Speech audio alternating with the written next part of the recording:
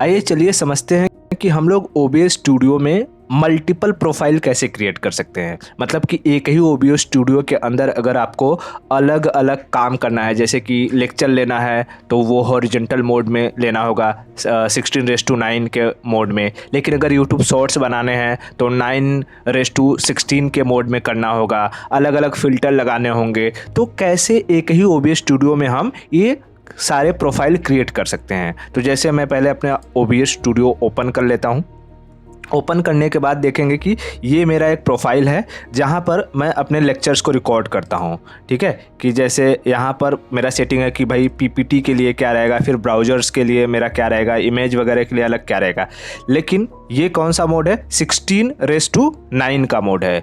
ठीक है, अब मुझे अगर यूट्यूब शॉर्ट्स बनाने हैं तो इस मोड में तो बन नहीं पाएगा, तो उसके लिए मैं प्रोफाइल में चला जाऊंगा और प्रोफाइल में आप देखेंगे कि मैंने ऑलरेडी क्रिएट करके रखा हुआ है, जैसे यूट्यूब शॉर्ट्स पर मैं क्लिक करूंगा तो मेरा मोड चेंज हो जाएगा। लेकिन उसके लिए मुझे सेटिंग्स के लिए सीन कलेक्शन में भी वही सेम प्रोफाइल को बनाना पड़ेगा। तो यहाँ पर भी मैं क्लिक कर दूंगा सीन सिलेक्शन में यूट्यूब शॉर्ट्स। अच्छा, अब कोई भी प्रोफाइल क्रिएट कैसे होता है, तो यहाँ पूरी तरीके से पहले ये दिखाई दे दिया कि यूट्यूब शॉर्ट्स का पूरा सेटिंग यहाँ पर हमें दिखाई देने लग रहा है।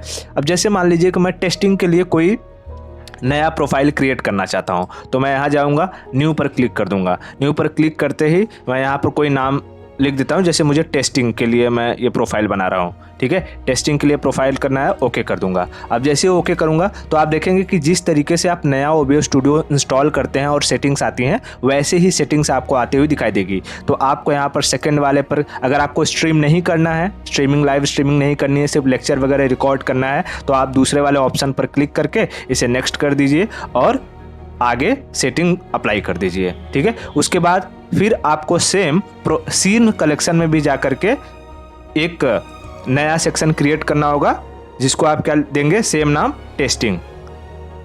ठीक है, टेस्टिंग नाम दे दिए।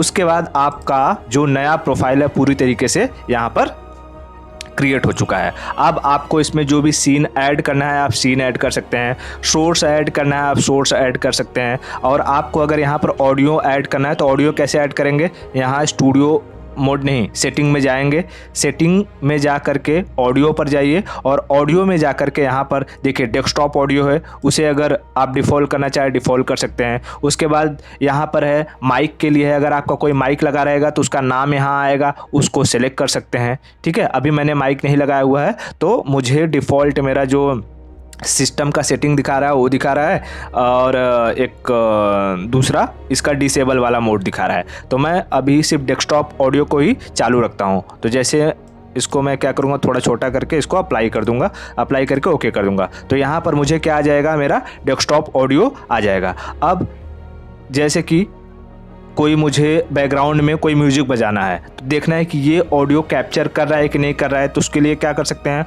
हम लोग यहाँ पर जाएंगे यूट्यूब चैनल पर, अपना जो है कि कोई भी म्यूजिक वगैरह जो भी अगर बजाना है तो मैं उसको बजा करके दिखा देता हूँ कि किस तरीके से ये इसको कैप्चर कर रहा है कि नहीं कर रहा है। तो आप देखेंगे यहाँ पर ऑडियो चालू हो चुका है। ठीक है, इस तरीके से हम क्या कर सकते हैं, कोई भी अपना नया अगर प्रोफाइल क्रिएट करना है अपने अलग अलग वर्क के अकॉर्डिंग, तो हम एक ही OBS स्टूडियो में क्या कर सकते हैं, उसको क्रिएट कर सकते हैं।